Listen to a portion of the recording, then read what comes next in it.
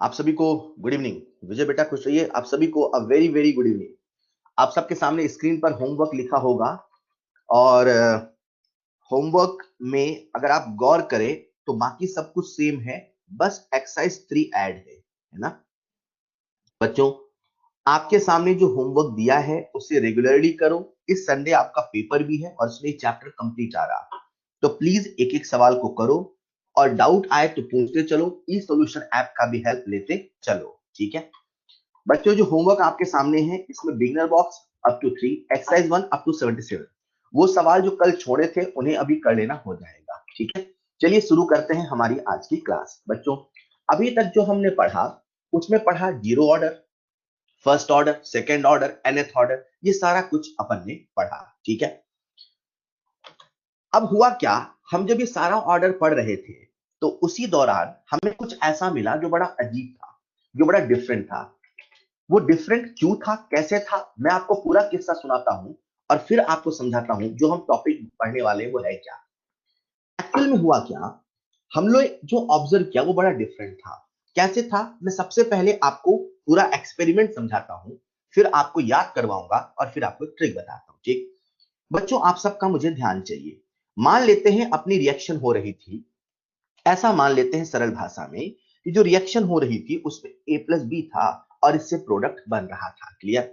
मान लेते हैं t बराबर 0 पे इसके मोल थे 0.01 और मान लेते हैं इसके मोल थे 10, राइट बच्चों। मैंने आपसे कह दिया ये जो रिएक्शन है वो एक एलिमेंट्री रिएक्शन है। जिस वक्त मैंने कहा ये एलिमेंट्री रिएक्शन है, आप खुशी से कूद गए। आपने कहा सर हमें एक्सपेरिमेंट करने की आवश्यकता नहीं है, हम तो सीधे रिएक्शन को देख के लिख सकते हैं इसका रेट लॉ। तो क्योंकि आपको पता चला तो आपने मुझे कहा कि सर इसका जो रेट लॉ है वो इसका रेट लॉ कुछ ऐसा होगा, R बराबर K इंटू ए की पावर 1 इंटू बी की पावर 1। क्लियर। ये बच्चों हमने रेट लॉ लिख लिया।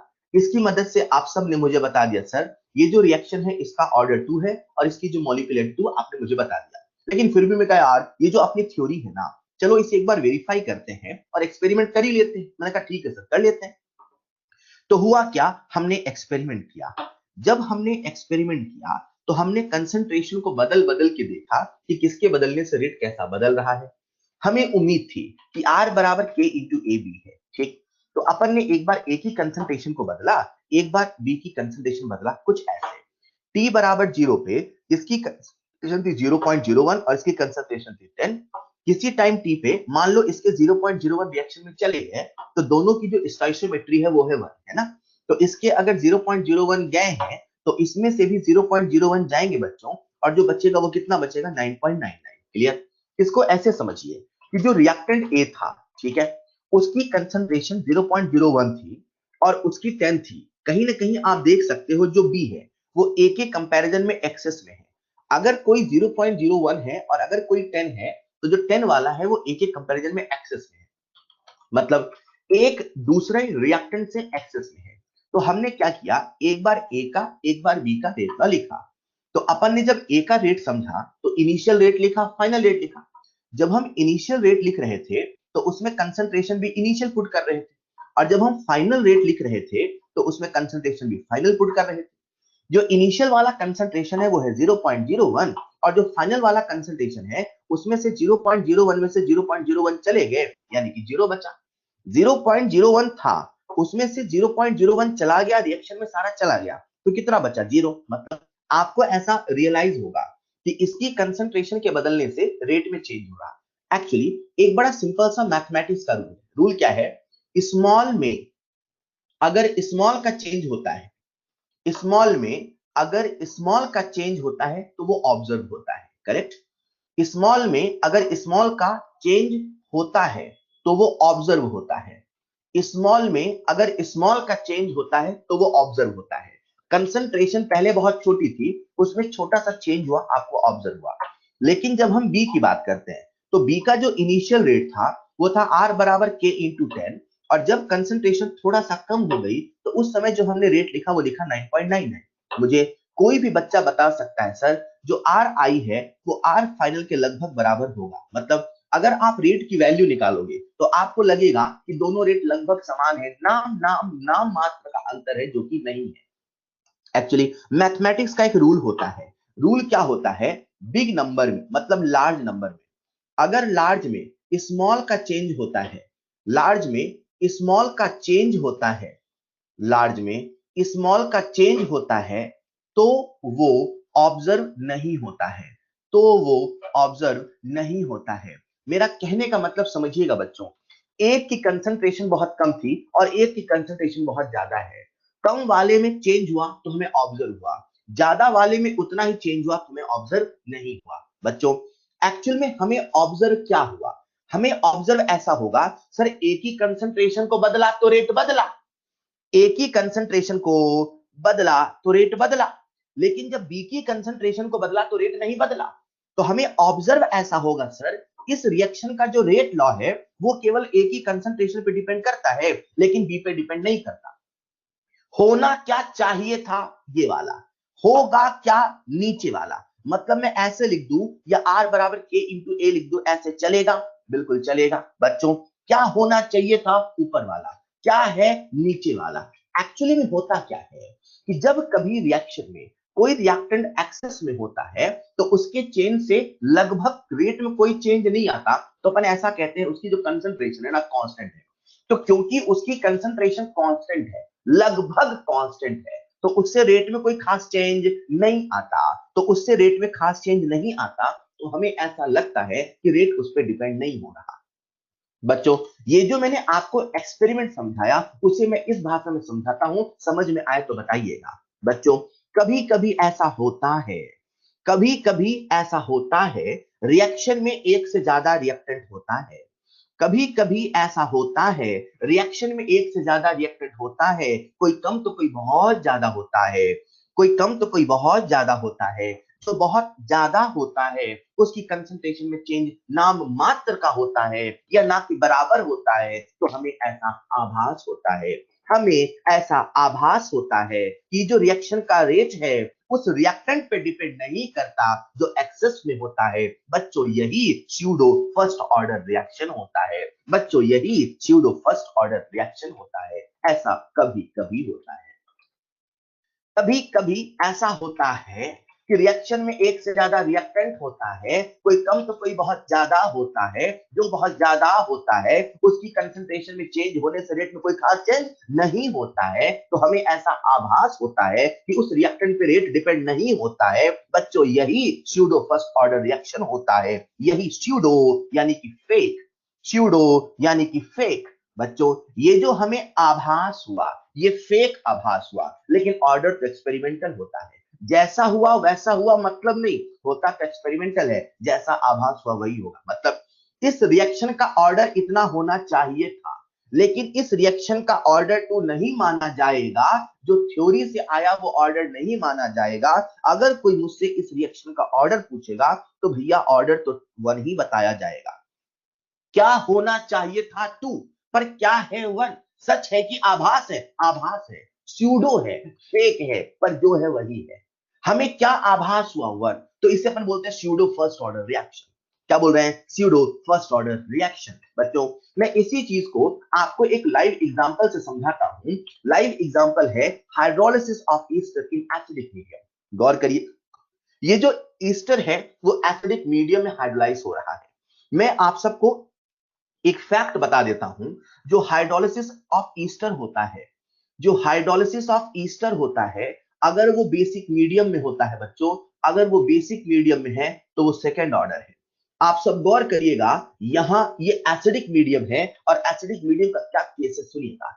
ये जो रिएक्शन आपके सामने लिखी है, हम जब इसका रेट लॉ का एक्सप्रेशन लिखते हैं बच्चों, तो रेट लॉ का एक्सप्रेशन कैसा आना चाहिए था? आर बराबर के into concentration of Easter into concentration of water. लेकिन ये हाइड्रोलिसिस है, हाइड्रोलिसिस का मतलब होता है जो वाटर है वो एक्सेस में है, वाटर बहुत ज्यादा है, किसी दूसरे रिएक्टेंट तुलना में बहुत ज्यादा है। तो वही वाली बात है, कभी कभी ऐसा होता है एक से ज्यादा रिएक्टेंट होता है, कोई कम तो कोई बहुत ज्यादा होता है, जो बहुत ज्यादा होता है उसकी कंसंट्रेशन में चेंज होने से रेट में कोई खास चेंज नहीं होता, तो हमें ऐसा आभास होता है कि रिएक्शन का जो रेट है उस एक्सेस वाले पे डिपेंड नहीं होता। मतलब ऐसा होना चाहिए था रेट लॉ, पर रेट लॉ ऐसा नहीं होगा, रेट लॉ कुछ ऐसा होगा। मतलब ये जो k इंटू वाटर है, ये जो k इंटू वाटर है, ये दोनों कांस्टेंट है। मतलब आप ऐसा कह सकते हैं कि जो रेट कांस्टेंट पहले का था वो तो कांस्टेंट है ही से, और वाटर की कंसंट्रेशन भी लगभग कांस्टेंट है। तो this constant into this constant, इसका हमने नाम रख दिया नया constant, that is k dash. तो अपने सामने जो नया रेट का एक्सप्रेशन बन जाएगा बच्चों,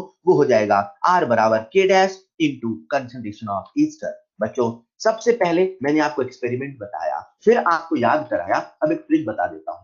अगर कभी किसी रिएक्शन में कोई एक रिएक्टेंट एक्सेस में होता है, अगर कभी ऐसा होता है, तो जो एक्सेस में होगा रिएक्शन का रेट उसकी कंसंट्रेशन पे डिपेंड नहीं होगा, जो भी एक्सेस में होगा। आज एक्सेस में वाटर है, रिएक्शन का नाम हाइड्रोलिसिस है, तो वाटर एक्सेस में है तो इस पे रेट डिपेंड नहीं कर रहा है। क्लियर?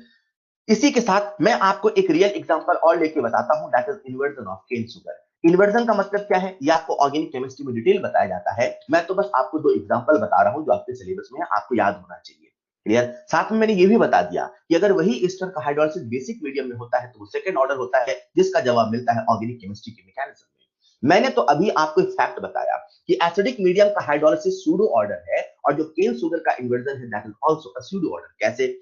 ये जो रिएक्शन आपके सामने लिखी है, इसमें इसका जब हम रेट लॉ लिखेंगे तो कैसा होना चाहिए, R बराबर K into C12H22O11 into water.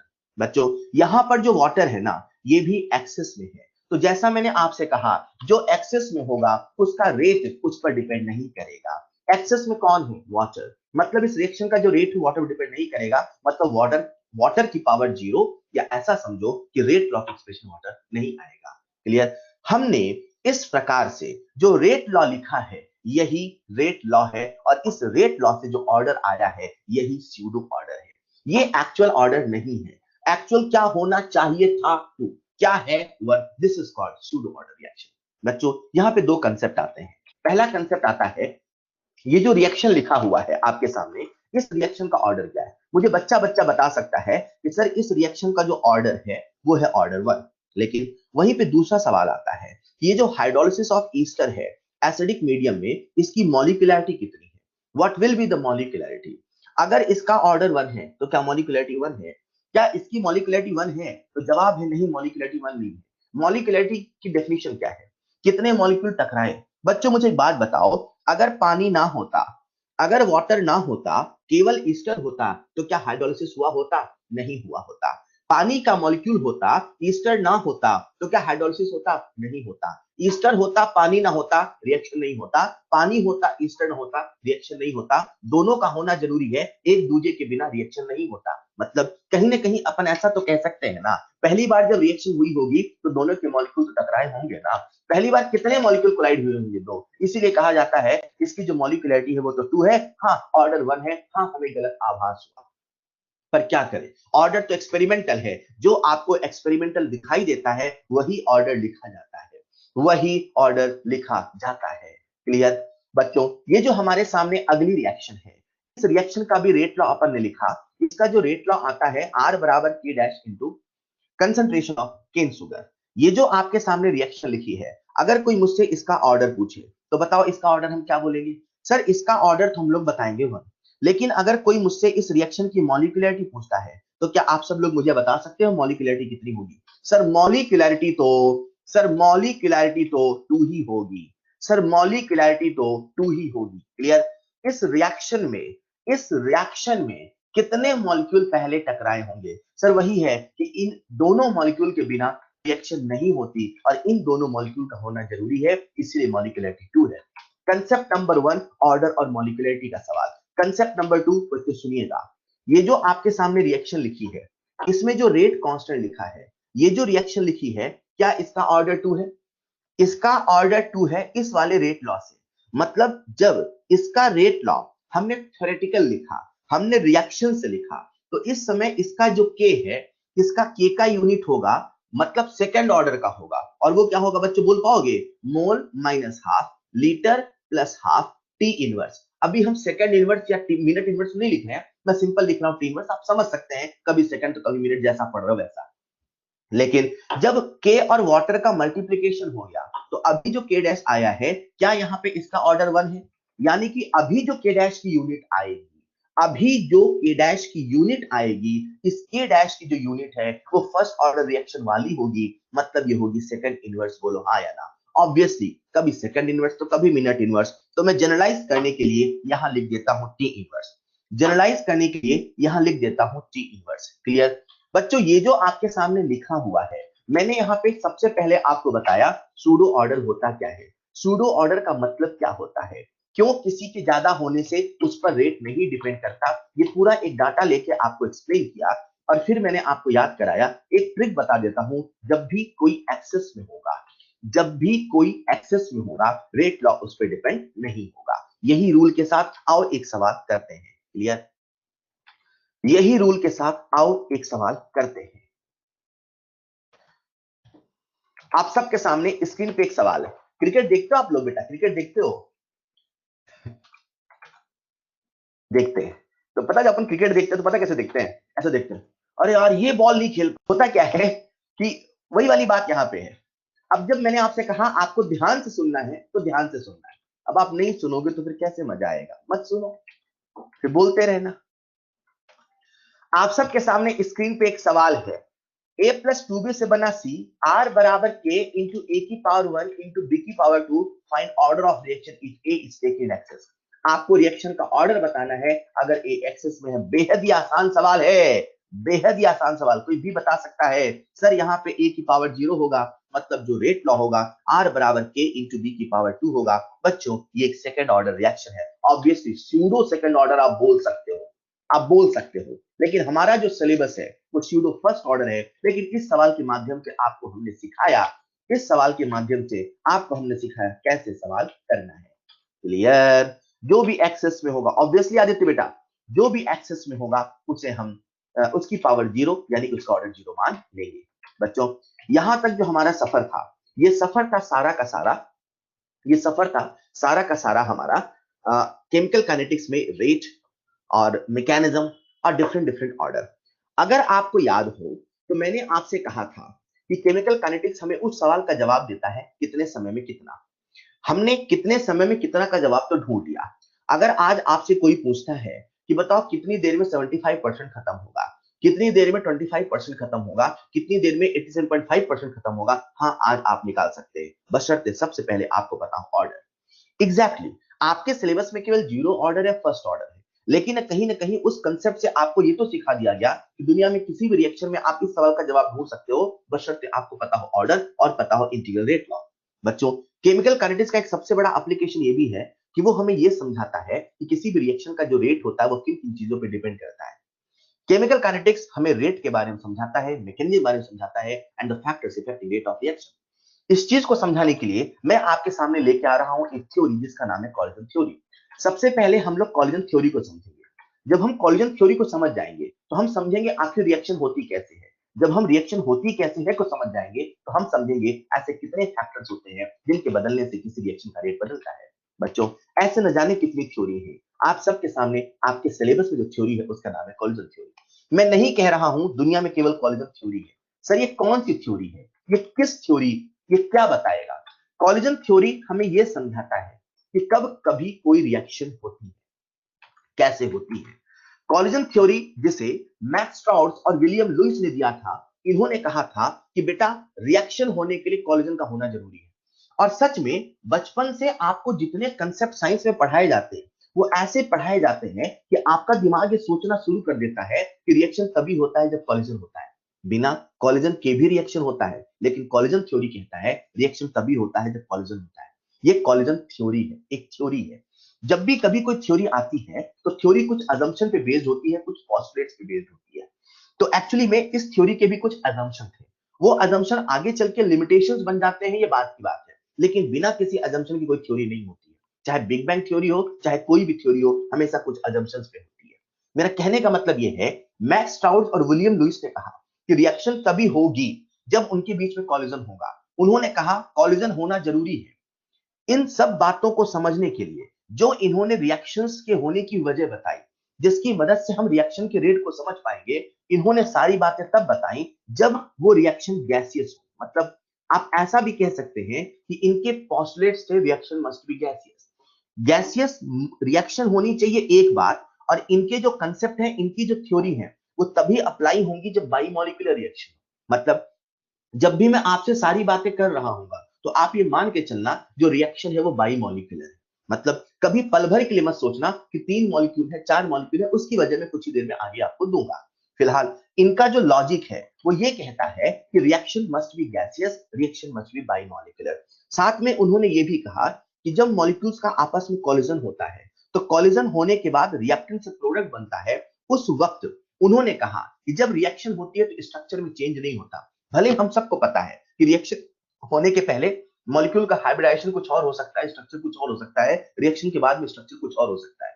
लेकिन जब हम कॉलिजन थ्योरी पढ़ते हैं तो कॉलिजन थ्योरी मैक्स स्ट्राउस और विलियम लुईस साहब ने ऐसा माना कि रिएक्शन होने के पहले वो जो रिएक्टिंग मॉलिक्यूल है दे आर हार्ड स्फीयर्स, और रिएक्शन होने के बाद भी they are still hard spheres. ये कहने का मतलब है कि रिएक्शन होने के पहले और रिएक्शन होने के बाद इनके स्ट्रक्चर में कोई चेंज नहीं आया। मतलब जो कॉलिजन थ्योरी है वो स्ट्रक्चरल एस्पेक्ट को इग्नोर करती है। क्लियर? कॉलिजन थ्योरी कहती है कोई रिएक्शन कभी होगी जब रिएक्टेंट्स के मॉलिक्यूल के बीच में कॉलिजन होगा। ये कुछ ऐसा है, मैंने किसी बच्चे से पूछा एक बच्चा डॉक्टर कब बनेगा, तो बच्चे ने कहा जब वो पढ़ेगा। अब यहाँ अपनी अपनी लोग थ्योरी दे सकते हैं, कोई कहेगा जब पढ़ेगा तब डॉक्टर बनेगा, कोई कहेगा जब ये होगा तब होगा। तो वही वाली बात है, रिएक्शन कब होती है, बच्चा डॉक्टर कब बनता है। रिएक्शन कब होती है, समझाने के न जाने कितने लॉजिक है, बच्चा डॉक्टर कब बनता है, समझाने वाले न जाने कितने हैं। कॉलिजन थ्योरी उनमें से एक थ्योरी है।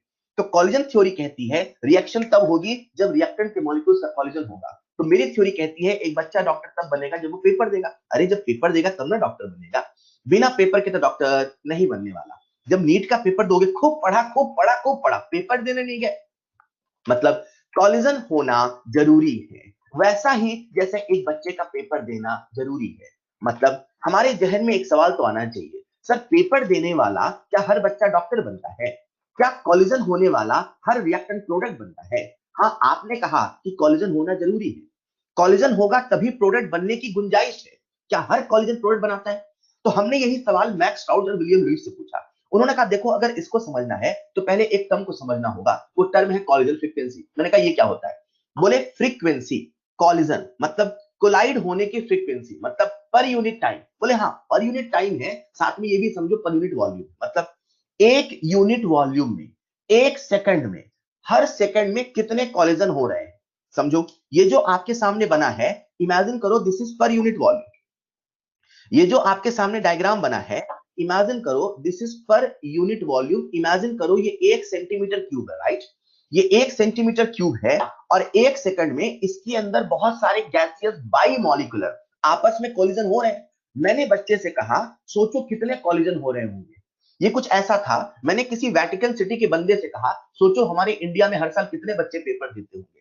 तो मैक्स स्ट्राउस और विलियम लुईस से पूछा गया कि भाई सोचो हर सेकंड में कितने कॉलिजन होते होंगे। तो आपसे मैं पूछ रहा हूं कितने होते होंगे। कुछ बच्चों ने कहा सर लाख होंगे, 10 लाख होंगे, करोड़ होंगे, 10 करोड़ होंगे। ये वही वाली बात है कि वेटिकन सिटी का बंदा कहेगा इंडिया में सर पेपर देने वाले बच्चे 100 होंगे, 1000 होंगे, लाख होंगे, 2 लाख होंगे।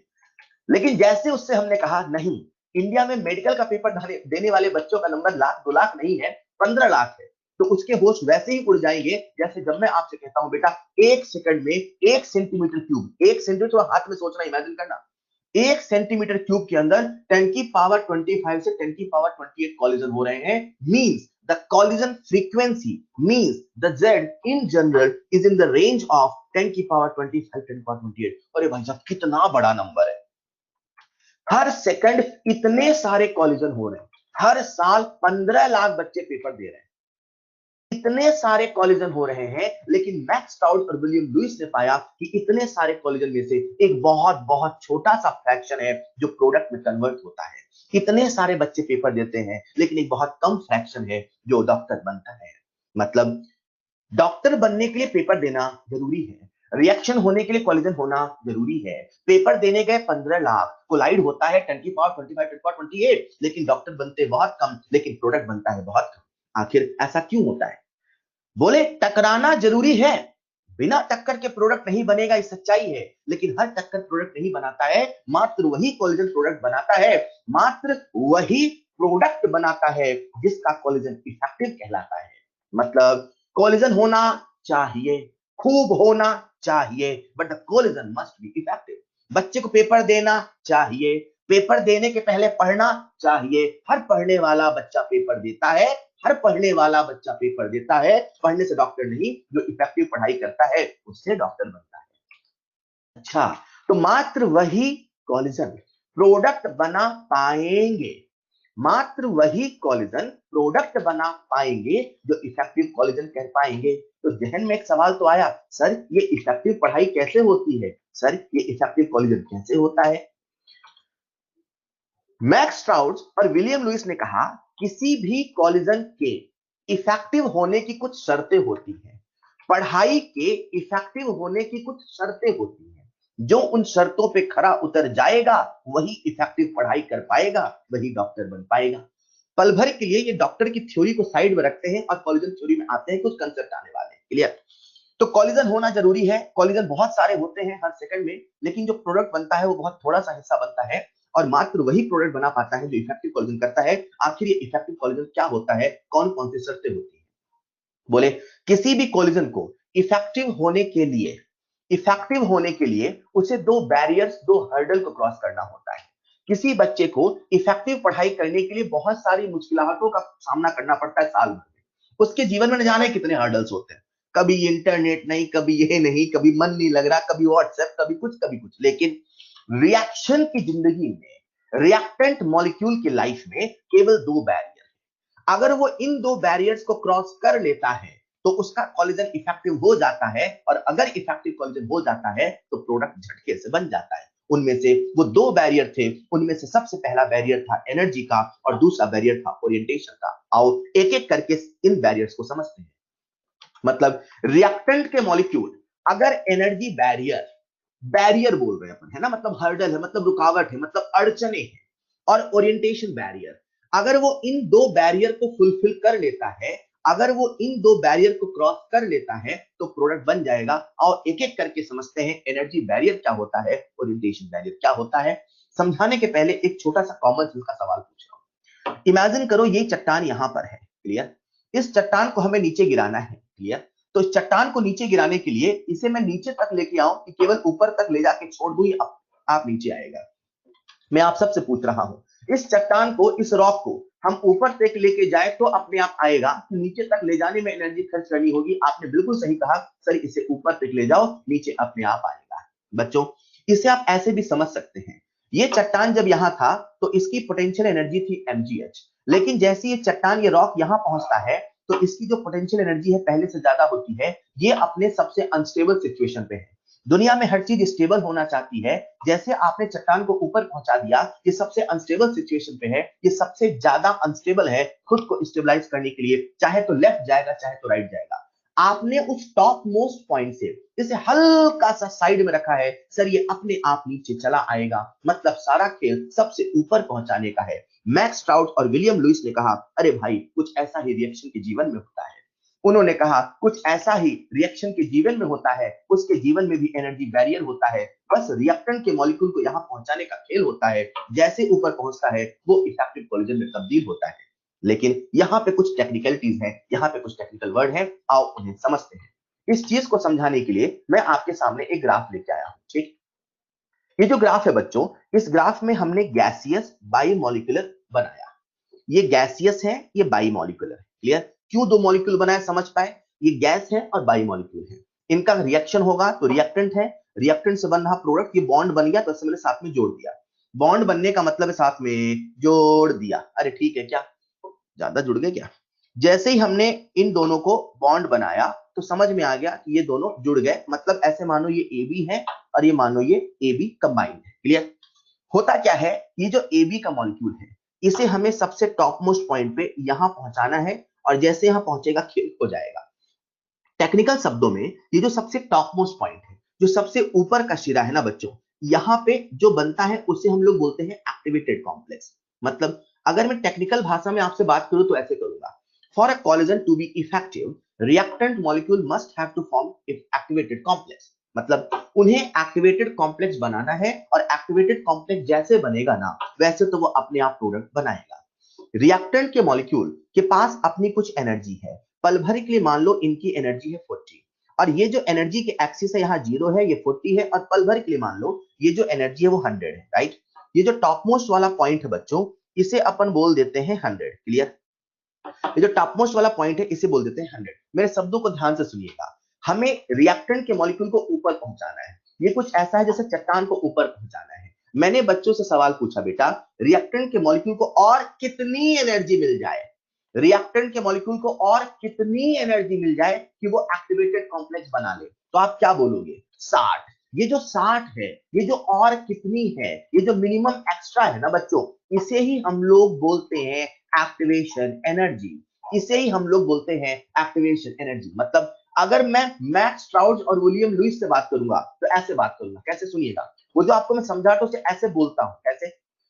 एक रिएक्टेंट के मॉलिक्यूल्स का इफेक्टिव कोलिजन होने के लिए एनर्जी बैरियर को फुलफिल करना होगा। मींस टू से reactant molecule must have activation energy. जैसे मैंने बोला तो अच्छा, एक्टिवेशन एनर्जी है मतलब एक्टिवेटेड कॉम्प्लेक्स बनाने की एनर्जी। हमने इसे ऐसा फील किया, the minimum extra amount of energy required by reactant molecules for converting into product. लेकिन एनसीईआरटी इसे ऐसे डिफाइन नहीं करता। एनसीईआरटी कहता है जो एक्टिवेशन एनर्जी होता है, एनसीईआरटी की भाषा में बता रहा हूं, उसने कहा मिनिमम एक्स्ट्रा एनर्जी। हाँ, एक्स्ट्रा एनर्जी तो है, क्या बनाने की? To form activated complex. Activated complex बनाने की, शिखर तक पहुंचाने की जो एक्स्ट्रा रिक्वायर्ड एनर्जी है वही एक्टिवेशन एनर्जी है। बच्चों अगर मैंने आपसे अगला सवाल पूछा होता, एक्टिवेटेड कॉम्प्लेक्स बनाने के लिए टोटल कितनी एनर्जी चाहिए, एक्टिवेटेड कॉम्प्लेक्स बनाने के लिए टोटल मिनिमम कितनी एनर्जी चाहिए, कम से कम कितनी चाहिए कि कॉम्प्लेक्स बन जाए, क्या बोलोगे? मिनिमम कितनी चाहिए, कम से कम कितनी? एक्टिवेटेड कॉम्प्लेक्स बनाने के लिए। हेलो, मेरा सवाल पहला क्या था? पहला सवाल फिर सुनो, रिएक्टेंट को और कितनी एनर्जी मिल जाए कि एक्टिवेटेड कॉम्प्लेक्स बन जाए? 60। मेरा अगला सवाल, एक्टिवेटेड कॉम्प्लेक्स बनाने के लिए टोटल कितनी एनर्जी चाहिए, टोटल कितनी चाहिए, टोटल कितनी चाहिए? तो आप क्या बोलोगे? सर एक्टिवेटेड कॉम्प्लेक्स बनाने के लिए तो हमें सर टोटल जो है ना, सर हमें जो टोटल है वो टोटल चाहिए 100। अरे यार ध्यान से देखो ना, ये जो एक्टिवेटेड कॉम्प्लेक्स बना है और एनर्जी तो यहां से मेजर होगी ना, तो टोटल कितनी चाहिए? 100। ये जो टोटल 100 है ना बच्चों, इसे हम लोग बोलते हैं थ्रेशोल्ड एनर्जी। क्या बोलते हैं? Threshold energy. Point to be noted, ये टीई टोटल एनर्जी नहीं है, ये है थ्रेशोल्ड एनर्जी। मतलब अब हम इन शब्दों में बातें करेंगे। हम ऐसे भी बात कर लेते सर ब्रेकर को क्रॉस कराना है, सर धक्का मार, ऐसे बातें नहीं करेंगे। अपन अब टेक्निकल शब्दों में बात करेंगे। कैसे बातें? सुनना, reactant molecule must have activation energy. To form activated complex, there must be some threshold energy. वही वाली बात है, वही फील है, बस शब्द थोड़ा सा साइंटिफिक हो गए। क्लियर? तो आप लोग समझ जाना थ्रेशोल्ड एनर्जी का मतलब क्या है, एक्टिवेशन एनर्जी का मतलब क्या है। बच्चों सुनिएगा ध्यान से, आप सबके सामने ये जो ग्राफ बना है, इसमें रिएक्टेंट की एनर्जी 40 है और प्रोडक्ट की एनर्जी 40 से कम है कि ज्यादा है? जो प्रोडक्ट की एनर्जी है वो 40 से कम है कि ज्यादा है? बच्चों बोलो ना, 40 से कम है कि ज्यादा है? कम है। बच्चों बहुत बढ़िया, आप सब समझ गए कि इसमें जो प्रोडक्ट है उसकी जो एनर्जी है वो रिएक्टेंट से कम है। मतलब जो रिएक्टेंट है उसकी एनर्जी प्रोडक्ट से ज्यादा है। बच्चों एक बात बताओ, रिएक्टेंट की एनर्जी ज्यादा प्रोडक्ट से, तो कौन ज्यादा स्टेबल है? Which is more stable, whether it is which is more stable, product or reactant? All right, कौन stable? sir product is more stable, product is more stable. बहुत बढ़िया।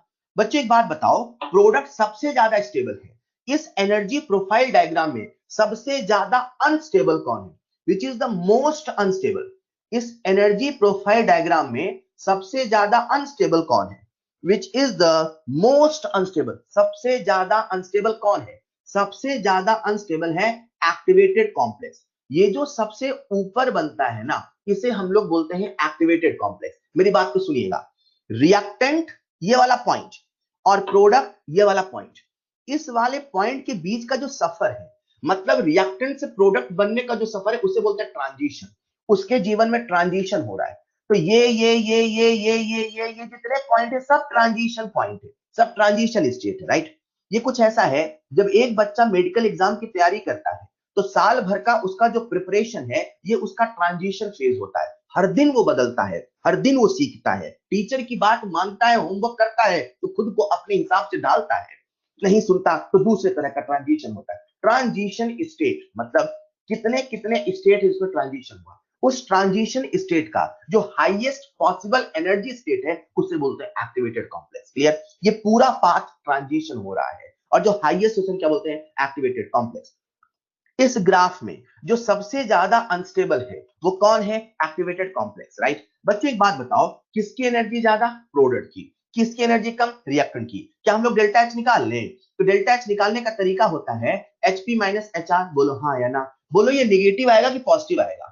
बोलो ये निगेटिव आएगा कि पॉजिटिव आएगा? निगेटिव आएगा। एक बात बताओ, निगेटिव आया तो हम क्या समझे? ये एक्सोथर्मिक है कि एंडोथर्मिक है? ये एक्सोथर्मिक है कि एंडोथर्मिक है? आप सब ने बिल्कुल सही जवाब दिया सर, ये एक्सोथर्मिक है।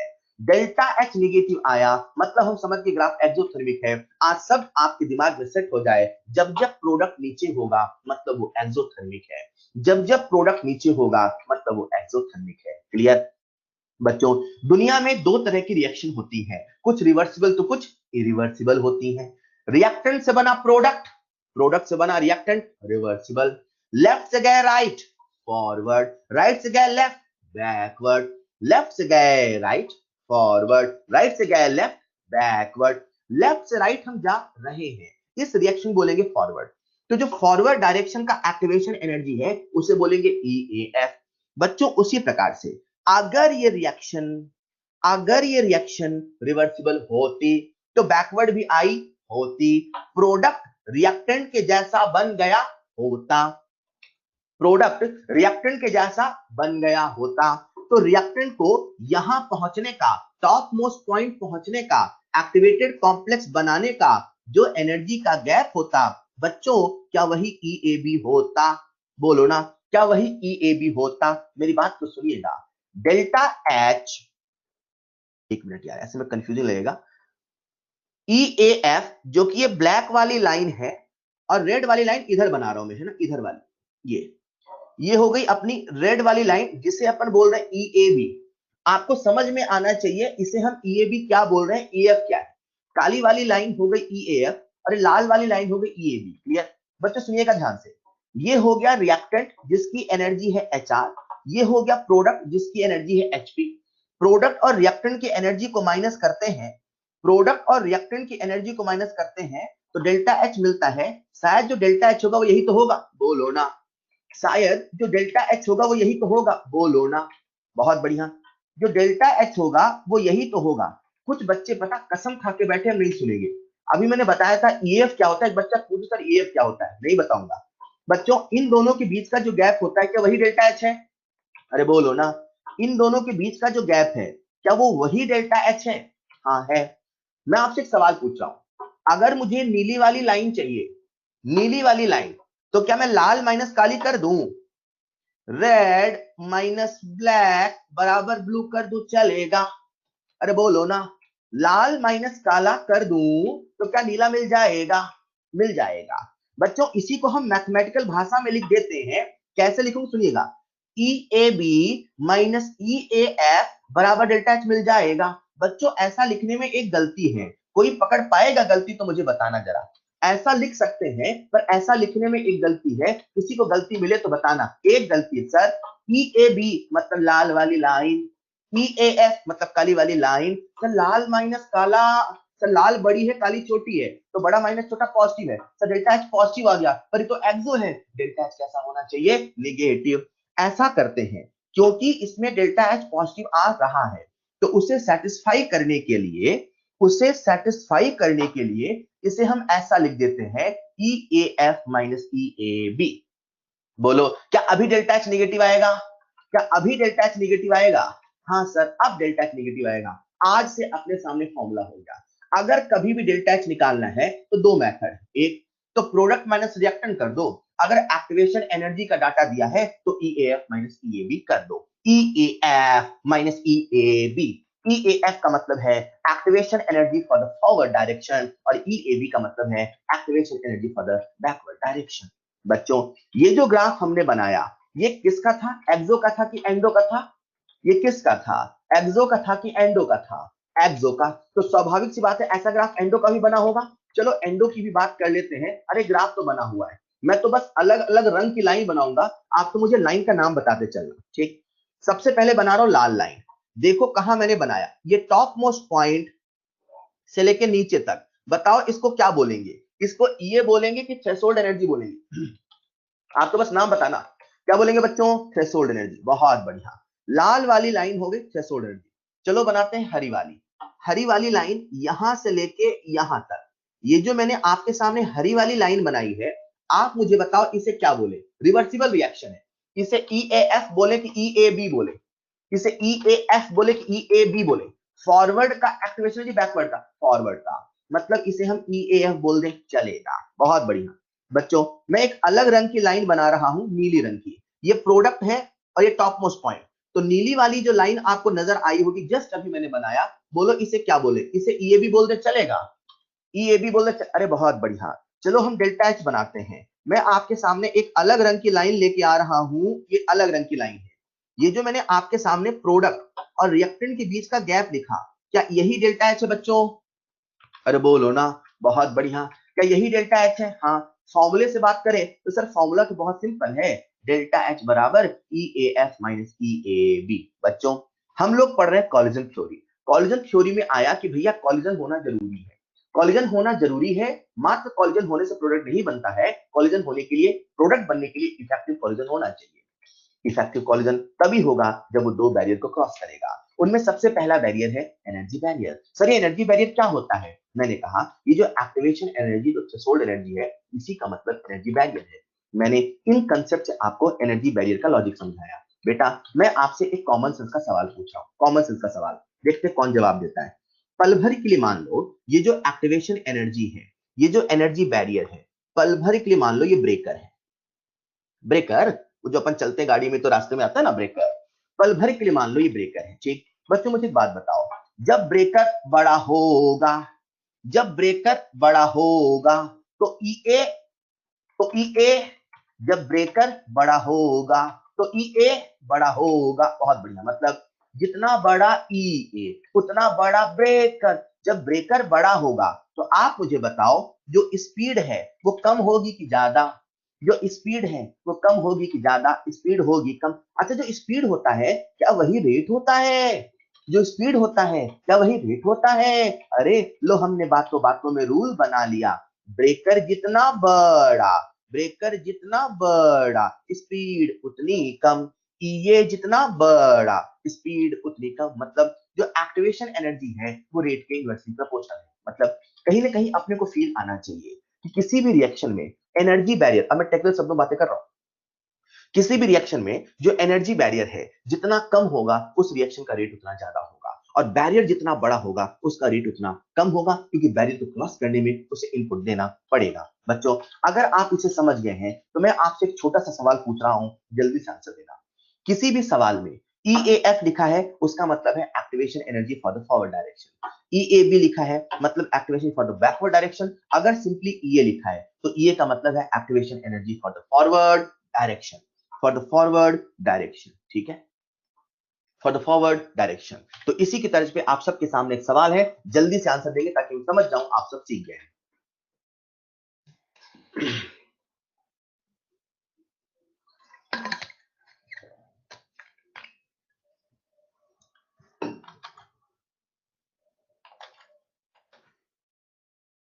डाटा किसका गिवन है? एक्टिवेशन एनर्जी का। एक्टिवेशन एनर्जी का डाटा गिवन है, सिंपल लिखिए ना, डेल्टा एच बराबर E A F minus E A B, sign के साथ पुट करिए, सॉल्व करिए। डेल्टा एच बराबर E A F minus E A B, sign के साथ पुट करिए, सॉल्व करिए। बहुत बढ़िया, मुझे लाइन से सभी बच्चों ने सही आंसर दिया है, and the correct answer is 40 kilo joule. बच्चों जब हम कॉलिजन थ्योरी पढ़ रहे थे तो मैंने कहा इफेक्टिव कॉलिजन होने के लिए एनर्जी बैरियर होता है, तो एनर्जी बैरियर का मतलब है एक्टिवेशन एनर्जी। तो आप सबके जहन में एक सवाल आया होगा, सर जो एक्टिवेशन एनर्जी होता है आपने कहा ब्रेकर के जैसा है, सर किन किन चीजों पर डिपेंड करता है? बेटा जो एक्टिवेशन एनर्जी है ना, वो किसी भी रिएक्शन के बदलने से बदल जाता है। कहने का मतलब है जो एक्टिवेशन एनर्जी है वो अलग अलग रिएक्शन में अलग अलग होता है, स्वाभाविक सी बात है। अलग अलग रिएक्टेंट होगा तो अलग अलग बॉन्ड होंगे, अलग अलग बॉन्ड एनर्जी होंगी, किसी का बॉन्ड जल्दी टूटेगा किसी का नहीं टूटेगा, एनर्जी गैप बड़ा कभी छोटा होगा। खुद रिएक्शन के बदलने से जो एक्टिवेशन एनर्जी है वो बदल जाता है। वहीं पे दूसरा फैक्टर आता है कैटलिस्ट का। बच्चों, जो कैटलिस्ट होता है वो भी एक्टिवेशन एनर्जी को चेंज करता है। बच्चों, अगर आपको याद हो तो हमने केमिकल इक्विलिब्रियम में आपसे कहा था कि जब हम कैटलिस्ट का प्रयोग करते हैं, केमिकल इक्विलिब्रियम की बात याद दिला रहा हूं, जब हम कैटलिस्ट का प्रयोग करते हैं तो कैटलिस्ट के प्रयोग से जो रेट ऑफ रिएक्शन है, चाहे फॉरवर्ड हो चाहे बैकवर्ड हो, दोनों बढ़ जाती है। तो अपन ने ग्राफ बनाया था, आपको याद हो तो ग्राफ कुछ ऐसा बना था। तो जो रेट ऑफ रिएक्शन है दोनों बढ़ जाती है, तो उससे जो इक्विलिब्रियम अटेन करने का टाइम है वो कम हो जाता है। कैटलिस्ट इक्विलिब्रियम कांस्टेंट को नहीं बदलता, पर वो रेट ऑफ फॉरवर्ड और रेट ऑफ बैकवर्ड दोनों को बढ़ाता है, और दोनों को बढ़ाने की वजह से इक्विलिब्रियम जल्दी आता है। तो आप सबने एक सवाल पूछा था, sir catalyst rate of reaction को, मतलब फॉरवर्ड है तो फॉरवर्ड को, बैकवर्ड है तो बैकवर्ड को, sir catalyst rate of forward को रेट ऑफ बैकवर्ड को कैसे बढ़ाता है? मैंने कहा इसका जवाब मैं आपको दूंगा काइनेटिक्स में। तो काइनेटिक्स में आपको मैं आधा जवाब दे रहा हूं, आधा जवाब मिलेगा सरफेस केमिस्ट्री। क्या है सुनिएगा। सबसे पहले एक फैक्ट है, फैक्ट ये है जो कैटलिस्ट है वो rate of forward rate of backward को बढ़ाता है। क्यों बढ़ाता है? क्योंकि जो कैटलिस्ट है वो एक अल्टरनेट पाथ प्रोवाइड करता है। अल्टरनेट पाथ कैसे प्रोवाइड करता है? वो अल्टरनेट पाथ ऐसे प्रोवाइड करता है कि वो एक नया इंटरमीडिएट बनाता है। मतलब समझो, मान लो रिएक्शन हो रही है ए से बी, तो ए से बी हो रही है, तो ये सिंगल स्टेप नहीं हो रही है, यहां से ए से बी बनने में कुछ ट्रांजिशन हो रहा है, मतलब इसका ट्रांजिशन स्टेट, राइट। और उसी ट्रांजिशन स्टेट में इसके जीवन में बनता है एक एक्टिवेटेड कॉम्प्लेक्स, उसका नाम है ए स्टार। लेट्स, तो ए से बनता है ए स्टार, और जैसे ए स्टार बनता है वैसे बन जाता है बी। तो सारा किस्सा होता है ए स्टार बनाने का। तो रिएक्शन अपने हिसाब से चल रही है, अपना काम हो रहा है, लेकिन जैसे ही आपने इसमें कैटलिस्ट ले लिया, तो जैसे आप इसमें कैटलिस्ट का इस्तेमाल करते हैं, तो वो कहता है रिएक्शन से कि भाई उस रास्ते पे मत चलो, उस रास्ते में ए स्टार बनता है, बड़ी मुश्किल से बनता है, एक काम करो बनाओ बी स्टार। जैसे बनाओगे बी स्टार तो बी बड़ी आसानी से बनेगा। तो इसे अपन ऐसे कहते हैं, कैटलिस्ट एक अल्टरनेट पाथ प्रोवाइड करता है। अल्टरनेट पाथ प्रोवाइड करता है ताकि उसमें एक नया एक्टिवेटेड कॉम्प्लेक्स बने, ताकि उसमें एक नया इंटरमीडिएट बने जिसका बनना आसान होता है और रिएक्शन फटाफट होता है। अगर इसी बात को मैं ग्राफ से समझाऊं तो कुछ ऐसे समझाऊंगा। कैसे बच्चों? ये हमारे सामने 3 ग्राफ बने हैं, ठीक है। ये जो ग्राफ बच्चों आपके सामने बना है, इसमें ये जो बीच वाला ग्राफ है इसे मैं लाल रंग से बना देता हूं, ठीक। ये जो लाल वाला ग्राफ है ना बच्चों, ये लाल वाला ग्राफ तब का है जब रिएक्शन में कैटलिस्ट इस्तेमाल नहीं हुआ था, मतलब वही ए से ए स्टार और बी बन रहा था। तो यहाँ पे बन रहा ए स्टार, लेकिन आपने उसमें कैटलिस्ट ले लिया। जैसे ही आपने कैटलिस्ट को यूज किया, तो कैटलिस्ट उसे एक अल्टरनेट पाथ प्रोवाइड करता है। ये कहने का मतलब क्या है? ये कहने का मतलब ये है कि अब वो रिएक्शन से कहेगा भाई तुम वो ए स्टार वाले रास्ते में मत चलो, तुम वो बी स्टार वाले रास्ते में चलो। तो जैसे ही तुम बी स्टार वाले रास्ते में चलोगे तो उसका बनना आसान होगा, एक्टिवेशन एनर्जी कम होगा। तो उसे हम लोग ऐसा बोलते हैं क्या, कि जो कैटलिस्ट होता है वो एक नया पाथ प्रोवाइड करता है, जिसमें जो प्रोडक्ट, जिसमें जो एक्टिवेटेड कॉम्प्लेक्स बनता है उसका बनना आसान होता है। क्लियर? फिर आपके जहन में सवाल आएगा, सर कैटलिस्ट ये अल्टरनेट पाथ कैसे प्रोवाइड करता है? आपने कैटलिस्ट कहता है बी स्टार बनाओ, फिर बी स्टार कैसे बनवाता है? बेटा मैंने अभी आधा जवाब दिया। ये बी स्टार कैसे बनता है, इसकी जो मैकेनिज्म है that is intermediate complex formation theory, वो आती है सरफेस केमिस्ट्री में। तो मैंने इक्विलिब्रियम में थोड़ी सी बात बताई, यहां थोड़ी सी बात बताई, सरफेस केमिस्ट्री में आएगी रिमेनिंग बात। क्लियर? तो कैटलिस्ट करता क्या है आप अभी ऐसे याद रखो। कैटलिस्ट एक अल्टरनेट पाथ प्रोवाइड करता है, उसमें एक नया कॉम्प्लेक्स बनता है, उस कॉम्प्लेक्स का बनना पहले से आसान होता है। एक लाइन में कहें तो ऐसे कहेंगे, कैटलिस्ट एक्टिवेशन एनर्जी को घटा देता है, ब्रेकर को छोटा कर देता है, स्पीड को बढ़ा देता है, रेट ऑफ रिएक्शन को बढ़ा देता है। बच्चों, जब मैं सारी बातें करता हूं तो कुछ बच्चे ऐसे होते हैं जिनके जहन में ऐसा फिट होता है कि जो कैटलिस्ट होता है वो 2 प्रकार का होता है। आज से, अभी से इसे क्रिस्टल क्लियर कर लो। जो कैटलिस्ट होता है वो मात्र एक एक प्रकार का होता है। There is nothing like positive catalyst, there is nothing like negative catalyst. ये पुरानी टेक्स्ट की भाषा है, ये पुरानी किताबों की भाषा है। कैटलिस्ट 2 प्रकार का होता है, एक पॉजिटिव एक निगेटिव होता है। पॉजिटिव वाला रेट ऑफ रिएक्शन को बढ़ाता है, निगेटिव ऐसा बकवास है। आज की जो एनसीईआरटी है, अगर आप पढ़ेंगे, और पढ़ना मैं आपको सजेस्ट करूंगा, उसमें साफ साफ लिखा है there is nothing like negative catalyst. जिसे हम नेगेटिव कैटलिस्ट सोचते हैं, एक्चुअल में वो इनहिबिटर। तो अगर कभी सवाल में या कोई बंदा बोलता है नेगेटिव कैटलिस्ट, तो समझना ये पुराने टेक्स्ट की भाषा है। आज की जो एनसीईआरटी है नेगेटिव कैटलिस्ट शब्द का प्रयोग करने को सजेस्ट नहीं करती, वो कहती है वो इनहिबिटर है। मेरी बात को पूरा सुनना। अगर कभी आपसे सवाल पूछता है कैटलिस्ट रेट ऑफ रिएक्शन को बढ़ाता है कि घटाता है, तो मात्र एक ही जवाब जाएगा, जो कैटलिस्ट है वो रेट ऑफ रिएक्शन को बढ़ाता है। अगर कभी सवाल आपसे पूछता है कि कैटलिस्ट क्या करता है, रेट ऑफ रिएक्शन को बढ़ाता है कि घटाता है, तो मात्र एक ही जवाब जाएगा, कैटलिस्ट रेट ऑफ रिएक्शन को बढ़ाता है। Word catalyst is used in positive sense. Word catalyst is used in positive sense.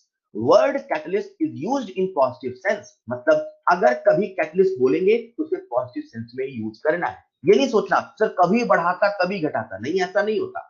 Catalyst बोला गया है तो केवल पॉजिटिव सेंस ही माना जाएगा। अगर उसे नेगेटिव सेंस बोलना है तो एक शब्द का प्रयोग करेगा डायरेक्ट इनहिबिटर। फिर भी कभी किसी सवाल में आ जाए तो समझ जाना ये ओल्ड टेक्स्ट की भाषा है, नई एनसीईआरटी पढ़िएगा, उसमें साफ साफ लिखा है there is nothing like negative catalyst, the word negative catalyst is inhibitor. Clear? तो ऐसे सोचो आप तो कि कुछ ऐसा होता है जो एक्टिवेशन एनर्जी को घटाता है और कुछ ऐसा होता है जो एक्टिवेशन एनर्जी को बढ़ाता है। तो जो इनहिबिटर होता है जिसे आप नेगेटिव कैटलिस्ट जैसा सोच सकते हो, पर बोलना नहीं, लिखना नहीं, बस मन में सोच लेना, बोलना नहीं, लिखना नहीं। जो नेगेटिव कैटलिस्ट होता है, जो इनहिबिटर होता है, वो रेट ऑफ रिएक्शन को बढ़ाता है, क्योंकि उस पाथ में चलने से एक मोर मैक्सिमम एनर्जी का एक्टिवेटेड कॉम्प्लेक्स बनता है। क्लियर? ऐसा वो कैसे करता है, इसकी मैकेनिज्म आती है सरफेस केमिस्ट्री में। अभी तो मैंने ऐसा कहा कि बेटा जो कैटलिस्ट होता है वो ऐसा करता है। बच्चों, मैंने अभी आपके दिमाग में सेट किया कि जो एक्टिवेशन एनर्जी होता है वो दो बातों पर डिपेंड करता है, एक तो खुद रिएक्टेंट है और दूसरा कैटलिस्ट है। कैटलिस्ट के यूज करने से एक्टिवेशन एनर्जी कम हो जाती है, इसी वजह से रेट ऑफ रिएक्शन बढ़ जाता है। आगे चलते चलते कुछ समय के बाद आप सबके दिमाग में पता नहीं क्यों ऐसा बैठ जाता है, इसीलिए मैं बता देता हूं कि जो एक्टिवेशन एनर्जी है वो कैटलिस्ट पर तो डिपेंड करता है, नेचर ऑफ रिएक्टेंट पर डिपेंड करता है, लेकिन जो एक्टिवेशन एनर्जी है बच्चों, गांठ बांध लो, आपको खूब कंफ्यूज करेगा सवाल, वो टेम्परेचर पर डिपेंड नहीं करता। Activation energy is independent of temperature. हाँ, ये सच्चाई है कि टेम्परेचर के बढ़ने से रेट ऑफ रिएक्शन बढ़ता है, लेकिन फिर भी ईए में कोई चेंज नहीं आता। एक बच्चा जिसने मेरी बात को पूरा नहीं सुना, उसने मुझसे सवाल पूछा, सर यार अभी तो आप कह रहे थे ब्रेकर छोटा होगा तो स्पीड ज्यादा होगी, तो सर टेम्परेचर बढ़ाने से रेट ऑफ रिएक्शन बढ़ा, टेम्परेचर बढ़ाने से रेट ऑफ रिएक्शन बढ़ा, तो सर इसका मतलब यही हुआ ब्रेकर छोटा हुआ। मैंने कहा बेटा, rate of reaction activation energy से कैसे बदलता है मैंने ये बताया, रेट ऑफ रिएक्शन मात्र एक्टिवेशन एनर्जी बदलता, मैंने ये नहीं बताया। अच्छा, मतलब अगर एक्टिवेशन एनर्जी से बदलेगा तो ऐसे बदलेगा, तो टेम्परेचर से किसी दूसरे तरीके से बदल रहा है। एग्जैक्टली कैसे बदल रहा, अभी कुछ देर में डिटेल में आएगा, वो भी अपने सिलेबस का हिस्सा है। तो अभी मैं आपके दिमाग में सेट करना चाहता हूं, याद कर लो कि जो एक्टिवेशन एनर्जी है वो टेम्परेचर पे डिपेंड नहीं करती, लेकिन हाँ, टेम्परेचर के बढ़ने से रेट ऑफ रिएक्शन जरूर बढ़ता है। फील करना चाहो तो ऐसे कर सकते हो कॉलिजन थ्योरी से। इमेजिन करो अभी कोई रिएक्शन है, कोई टेम्परेचर टी है, ये मॉलिक्यूल आपस में टकरा रहे हैं, आपने टेम्परेचर बढ़ा दिया तो एनर्जी काइनेटिक बढ़ जाएगी, और जैसे ही काइनेटिक एनर्जी बढ़ेगी तो जो नंबर ऑफ कॉलिजन है बढ़ेंगे, और जब नंबर ऑफ कॉलिजन बढ़ेंगे मतलब कॉलिजन फ्रीक्वेंसी बढ़ेगी, मतलब प्रोबेबिलिटी ऑफ इफेक्टिव कॉलिजन भी बढ़ेगी। भाई जितने ज्यादा कॉलिजन होंगे उतने ज्यादा प्रोडक्ट बनने की संभावना होगी। ये कुछ ऐसा है कि मान लीजिए साल भर में पेपर देने गए केवल 100 बच्चे, 100 बच्चे ही नीट का पेपर देने गए, तो कितने डॉक्टर बनेंगे? केवल 100 बच्चे ही नीट का पेपर देने गए, कितने डॉक्टर बनेंगे? सर सारे के सारे बनेंगे, भले कुछ भी ना करके आए। राइट? जितनी सीट है, मतलब अपने एग्जाम में तो सीट का खेल है, पल भर के लिए मान के चलो सीट जितनी है उतनी, तो जब तक सारे बच्चे सीट के बराबर पेपर देंगे तो सारे सेलेक्ट होंगे। तो जितने ज्यादा पेपर देंगे उतने ज्यादा सेलेक्ट होंगे, वही वाली कहानी यहाँ है। जितना ज्यादा कॉलिजन होगा, जितना ज्यादा कॉलिजन फ्रीक्वेंसी होगा, उतना ज्यादा प्रोबेबिलिटी होगा इफेक्टिव कॉलिजन का। पेपर ही नहीं दोगे तो डॉक्टर कहां से बनोगे? पहले टकराओ तो सही, जितना ज्यादा टक्कर होगी उतनी ज्यादा प्रोबेबिलिटी होगी इफेक्टिव कॉलिजन की। क्लियर? ऑलराइट, तो मैंने अभी आपको समझाया कि जो एक्टिवेशन एनर्जी होता है वो किन किन पे डिपेंड करता है, कैटलिस्ट का मतलब क्या है, इनहिबिटर का मतलब क्या है। अगर कभी सवाल में कैटलिस्ट बोल देता है तो उसे केवल पॉजिटिव सेंस में लेना है, मन में नहीं सोचना नहीं सर कभी बढ़ाता है कभी घटाता है, this is illogical as per NCERT. Clear? बच्चों, अगर मैं आपसे एक सवाल पूछूं, मुझे आप सबका ध्यान चाहिए। ये जो हरी वाली लाइन है, ये जो हरा वाला ग्राफ है, सुन रहे हो क्या? ये जो हरा वाला, बच्चों सुन रहे हो क्या? ये जो हरा वाला ग्राफ है, ये जो लाल वाला ग्राफ है, अगर मैं इन तीनों ग्राफ के लिए डेल्टा एच कैलकुलेट करूं तो क्या वो ये लाल वाली लाइन होगी? अगर मैं डेल्टा एच कैलकुलेट करूं तो क्या वो ये लाल वाली लाइन होगी? अगर मैं डेल्टा एच कैलकुलेट करूं तो क्या वो लाल वाली लाइन होगी? एग्जैक्टली ये बताओ, चाहे लाल वाला ग्राफ हो, चाहे हरा वाला ग्राफ हो, चाहे एब्सेंस ऑफ कैटलिस्ट हो, चाहे प्रेजेंस ऑफ कैटलिस्ट हो, क्या लाल वाला जो लाइन है, जो डेल्टा एच है, उसकी वैल्यू सेम है? बहुत बढ़िया। ये बताओ, जो डेल्टा एच है वो स्टेट फंक्शन है, पाथ फंक्शन है? जो डेल्टा एच है वो स्टेट फंक्शन है कि पाथ फंक्शन है? State function. कहने का मतलब यह है, जो कैटलिस्ट होता है वो रिएक्शन के पाथ को तो बदल सकता है, लेकिन इनिशियल और फाइनल स्टेट को नहीं बदलता है। इनिशियल और फाइनल स्टेट को नहीं बदलता है, इसीलिए कहते हैं जो कैटलिस्ट होता है वो स्टेट फंक्शन को नहीं बदलता है। मतलब चाहे डेल्टा एच हो, चाहे डेल्टा जी हो, चाहे डेल्टा एस हो, चाहे डेल्टा ई हो, ये जो सारे के सारे स्टेट फंक्शन है बच्चों, ये कैटलिस्ट के यूज से चेंज नहीं होते, दे रिमेन अनचेंज्ड। कैटलिस्ट के बारे में बहुत सारी अच्छी अच्छी बातें आएंगी सरफेस केमिस्ट्री में। अभी तो हमने बताया कि कैटलिस्ट कैसे एक्टिवेशन एनर्जी को चेंज करता है। क्लियर? अरे क्लियर बच्चों, अगर आप सब सीख गए हो तो आता है हमारा अगला concept, that is orientation barrier. अभी तक जो सारी बातें चली, ये सारी बातें थी एनर्जी बैरियर की। मैं आपसे एक सवाल पूछता हूं, डॉक्टर बनने के लिए क्या जरूरी है? सर पेपर देना। क्या हर पेपर देने वाला बच्चा डॉक्टर बनता है? नहीं। तो डॉक्टर बनने के लिए क्या जरूरी है? इफेक्टिव पढ़ाई करना। तो अपनी बात यहां आके खत्म हो गई थी कि जो इफेक्टिव ढंग से पढ़ाई करेगा वो डॉक्टर बनेगा, बोलो हाँ या ना? जो इफेक्टिव ढंग से पढ़ाई करेगा वो डॉक्टर बनेगा, बोलो हाँ या ना? जो इफेक्टिव ढंग से पढ़ाई करेगा वो डॉक्टर बनेगा, बोलो हाँ या ना? तो मैं आपसे एक केस ले रहा हूं, ठीक? आप सबको जवाब देना है। मान लो एक बच्चा साल भर राइट, एक बच्चा साल भर 18 घंटे पढ़ता है और इफेक्टिव पढ़ता है, एक एक चीज, एक एक सवाल को करता है, सब कुछ करता है, पूरी पूरी ईमानदारी से करता है, क्या वो डॉक्टर बनेगा? बोलो बच्चा। एक बच्चा साल भर 18 घंटे पढ़ता है, सब कुछ पढ़ता है, एक एक चीज को करता है, इफेक्टिव पढ़ता है, एक मिनट नहीं बर्बाद करता है, क्या वो डॉक्टर बनेगा? क्या वो डॉक्टर बनेगा? आपने मेरी पूरी बात नहीं सुनी। वो साल भर हिस्ट्री पढ़ रहा था, वो साल भर हिस्ट्री पढ़ रहा था, साल भर हिस्ट्री पढ़ रहा था, क्या वो डॉक्टर बनेगा? नहीं बनेगा। पढ़ना जरूरी है, टकराना जरूरी है, इफेक्टिव कॉलिजन होना जरूरी है, पर कॉलिजन का प्रॉपर डायरेक्शन होना जरूरी है। डायरेक्शन बिगड़ गई तो भी प्रोडक्ट नहीं बनेगा, देयर मस्ट बी। बिल्कुल सही कह रहे हो अंकित रोशन, बिल्कुल सही है आज बेटा। ऑलराइट, तो ओरिएंटेशन होना भी जरूरी है। ओरिएंटेशन का बहुत डिटेल एग्जांपल आप लोग ऑर्गेनिक केमिस्ट्री पढ़ते हैं, जहां आप देखते हो कार्बोकेटायन होता है, कार्बोनाइन होता है ना, एक प्रॉपर जगह आके अटैक करता है, तभी बॉन्ड टूटता है, तभी रिएक्शन होता है। बहुत सारा है, आपके सिलेबस में चिंता करने की आवश्यकता नहीं, लेकिन उसे मैं एक छोटे से एग्जांपल समझा रहा हूँ। राइट, इमेजिन करो ये ए के मॉलिक्यूल है, बी के मॉलिक्यूल है, इन दोनों की रिएक्शन जब ऐसे कोलिजन होती है तभी होती है, ऐसे टकराएंगे तभी रिएक्शन होगी, ऐसे नहीं टकराएंगे तो नहीं होगी, ऐसे टकराएंगे तभी प्रोडक्ट बनेगा, ऐसे टकराएंगे नहीं। क्लियर? अब यार इमेजिन करो ना, एक सेकंड में 1 सेंटीमीटर क्यूब में एक सेकंड में 1 सेंटीमीटर क्यूब में 10 की पावर 25, 10 की पावर 28 ऑर्डर कॉलिजन है। कितने सारे कॉलिजन इसी डायरेक्शन में होंगे? संभव ही नहीं है कि सारे के सारे कॉलिजन इसी डायरेक्शन में हो, कुछ ऐसे होंगे तो कुछ ऐसे होंगे तो कुछ न जाने कौन कौन सी और डायरेक्शन में होंगे। अगर डायरेक्शन प्रॉपर नहीं है तो प्रोडक्ट का फॉर्मेशन नहीं है। इसीलिए कॉलिजन थ्योरी कहती है कि कॉलिजन होने के लिए दो बैरियर्स को फुलफिल करना है, एक एनर्जी बैरियर है और दूसरा ओरिएंटेशन बैरियर है। Is this clear? Exactly, orientation का मतलब होता है direction, there must be proper direction. वही वाली बात है, जैसे पढ़ते हो आप तो कुछ बच्चे कुछ भी पढ़ते हैं, कुछ भी पढ़ते हैं, उनको समझ में नहीं आता कि हमारा सिलेबस जितना है भाई उसको ही पढ़ना है, उसके बाहर काहे को।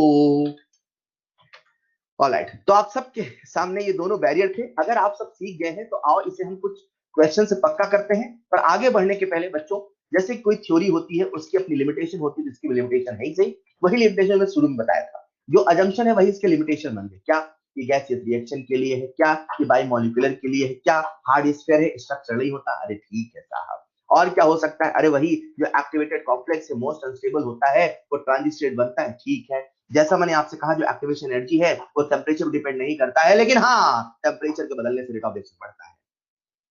क्लियर? तो ये कुछ छोटी छोटी मगर मोटी बातें हैं। अगर आप सब सीख गए हैं बच्चों तो आप कुछ एक सवाल करते हैं और सवाल से इस कंसेप्ट को पक्का करते हैं। आप सबके सामने स्क्रीन पर है पहला सवाल, फटाफट आंसर देंगे बच्चों। सबसे पहले आपको मुझे बताना है total energy, right? Total energy के बाद आप सब मुझे बताएंगे एक्टिवेशन एनर्जी। ओके, केवल फॉरवर्ड बता दो, मैं समझ जाऊंगा आप सब टैलेंटेड हो यार, और वैसे भी आप सब टैलेंटेड तो है ही सही, कूट कूट के भरा है आप में टैलेंट, बस आप सुनते नहीं ध्यान से, वो अलग बात।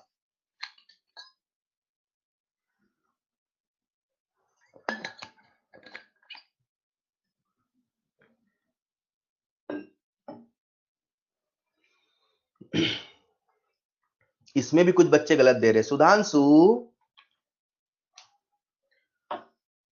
थ्रेशोल्ड एनर्जी नीचे से ऊपर तक, नीचे से ऊपर तक का ये जो एनर्जी गैप है, अरे बेटा यही तो थ्रेशोल्ड एनर्जी है। 100 किलो जूल, लिख लो kilo joule. Activation energy, reactant को और कितना मिले, रिएक्टेंट को और कितना मिले कि वो सबसे ऊपर शिखर पे पहुंचे। सर ई ए बोले तो 40-100, सर गैप है 60 का, sir 60 kilo joule. Delta H कितना, अरे एक्सो है कि एंडो, सर एक्सो है तो delta H negative positive, sir negative होगा। 20 और 40 गैप कितने का, 20 का। लेकिन आंसर बताते समय साइन के साथ देना बेटा, कॉमन सेंस लगाया करो, common sense which is not so common, है ना? आसान था क्या? अगर ये सवाल आसान था बच्चों तो आओ करते हैं अगला सवाल आप सबके सामने स्क्रीन पर। Endothermic reaction.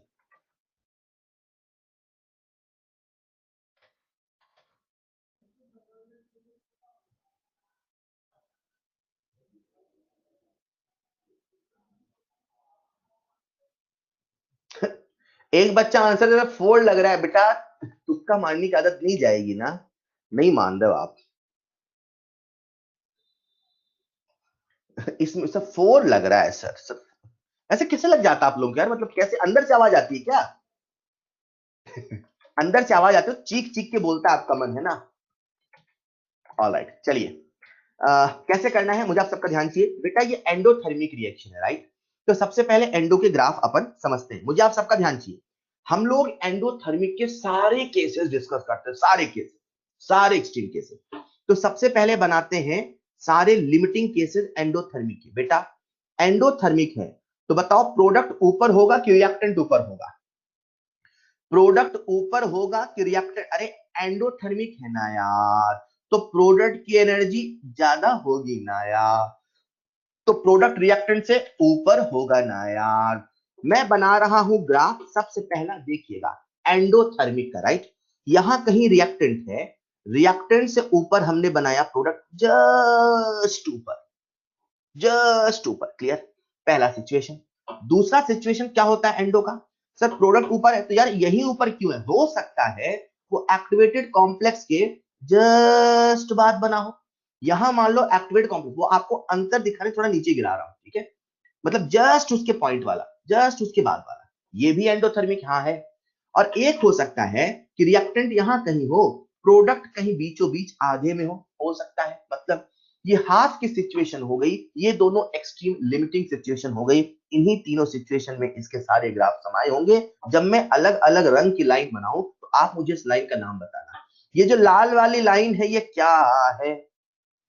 ये जो लाल वाली लाइन है ये क्या है? ये जो लाल वाली लाइन है ये क्या है? ये जो लाल वाली लाइन है ये क्या है? ये जो लाल वाली लाइन है ये क्या है? लाल वाली ई ए, लाल वाली ई ए, लाल वाली ई ए। बच्चों अभी मैं अगली लाइन बना रहा हूं, ये हरी वाली। बोलो ये हरी वाली क्या है? बोलो ये हरी वाली क्या है? हरी वाली डेल्टा एच। बोलो कौन बड़ा है, डेल्टा एच की ए? बोलो लाल बड़ा की हरा? बोलो लाल वाली बड़ी की हरी वाली लाइन बड़ी? कौन सी लाइन बड़ी? अरे बोलो ना, लाल वाली की हरी वाली? लाल वाली। मतलब लाल कौन है? ई ए। मतलब एंडोथर्मिक रिएक्शन में जो ई ए होता है वो डेल्टा एच से सदैव बड़ा होता है। बच्चों अगर आप सीख गए तो अगला सवाल आप सबके सामने स्क्रीन पर, अगला जो है वो है एक्सोथर्मिक रिएक्शन। एक्सोथर्मिक रिएक्शन, अच्छा कुछ बच्चों ने रट रखा है, उनको एंडो वाला बता दो तो एक्सो वाले में उल्टा कर देते हैं, उनको नहीं याद रहता एंडो कौन है एक्सो कौन है, एक बता दो दूसरा तुरंत बता देते हैं। वाह रे बच्चों, रट रखा है नहीं सर, वो वाला कंफ्यूज होते हैं सर, पर एक बता दो दूसरा समझ जाते हैं, ऐसा है क्या? हाँ मुझे पता आप लोग कैसे करते हैं, सब पता है। खैर चलो मैं आपको फिर से समझाता हूं इसे कैसे करना है। खैर इस बार एक्सोथर्मिक रिएक्शन है तो सबसे पहले अपन बनाते हैं ग्राफ, राइट? तो एक्सोथर्मिक रिएक्शन की सारी एक्सट्रीम सिचुएशन सोच रहे हैं, ऐसे ग्राफ इमेजिन कर रहे हैं जिसमें सारे ग्राफ समाये हो, ठीक है? तो एक्सोथर्मिक रिएक्शन की बात हो रही है बच्चों, मैंने एक्सोथर्मिक रिएक्शन की ग्राफ बनाने हैं। एक्सोथर्मिक का प्रोडक्ट होगा नीचे, मान लो ये रिएक्टेंट है और प्रोडक्ट रिएक्टेंट से हल्का सा नीचे, मान लो ये रिएक्टेंट है, ये रिएक्टेंट जो है वो एक्टिवेटेड कॉम्प्लेक्स से यहां कहीं है और जो प्रोडक्ट है वो एक्सट्रीम नीचे, राइट? ये रिएक्टेंट है, प्रोडक्ट है, और एक सिचुएशन जनरल मान लेते हैं हाफ हाफ वाला, मतलब यहां कहीं रिएक्टेंट है और प्रोडक्ट यहां कहीं है, ठीक है? जो मैं ये अलग अलग रंग की लाइन बनाऊं तो आप मुझे बताना इस लाइन का नाम क्या है। लाल वाली, अरे लाल वाली का नाम बताओ ना, लाल वाली लाइन इसका नाम क्या है? लाल वाली का नाम, लाल वाली का नाम ई ए, लाल वाली का नाम ई ए, लाल वाली का नाम ई ए। अगली लाइन हम बना रहे हैं हरी वाली, आप सबको मुझे बताना है ये जो हरी वाली लाइन है ये क्या है, ये जो हरी वाली लाइन है ये क्या है, ये जो हरी वाली लाइन है ये क्या है? बोलो कौन बड़ा, लाल की हरा? बोलो कौन बड़ा, लाल की हरा? कि कभी हरा बड़ा कि कभी लाल बड़ा, कभी हरा बड़ा कि कभी लाल बड़ा, कि हमेशा लाल बड़ा हमेशा हरा बड़ा? बोलो ना लाल बड़ा। अरे कुछ लोगों की आंखें हैं कि क्या बताएं यार। खैर लाल कहाँ बड़ा यार, ये लाल आपको छोटा नहीं दिख रहा है सर? कभी हरा बड़ा है तो कभी लाल बड़ा है तो कभी दोनों बराबर है। ऑलराइट, तो आंसर क्या हो सकता है? कुछ भी हो सकता है। The correct answer will be any of the above. Is this clear? कितना आसान है। ओके बच्चों, अगर आप सीख गए तो अगला सवाल आप सबके सामने स्क्रीन पर।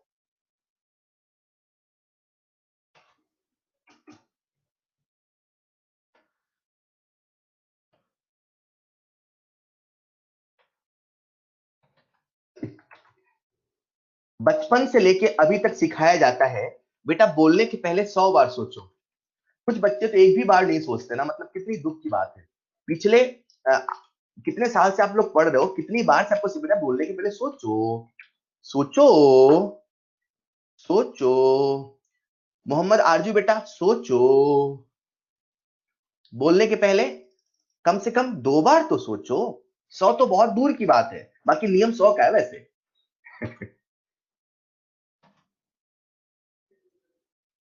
राइट, मुझे उम्मीद है ये सवाल बहुत बच्चों से बन जाता। पता वो क्या करते हैं? वो ऐसे करते हैं सर एंडोथर्मिक, चलो मैं कर रहा हूँ ध्यान से आपका। एंडोथर्मिक है ना सर, सर एंडो है मतलब प्रोडक्ट ऊपर, सब प्रोडक्ट नीचे भूल जाओ, प्रोडक्ट नीचे भूल जाओ, प्रोडक्ट बराबर भूल। सर ऑप्शन नंबर 4, वो आधा तो दिमाग ही नहीं लगाते, वो बिना दिमाग लगाए ही आंसर बताते हैं, मतलब आधा तो सोचते नहीं है, एक बार में उनका आंसर आता है। मतलब ये सवाल इतना बढ़िया अरेंज नहीं है, you are lucky enough, right?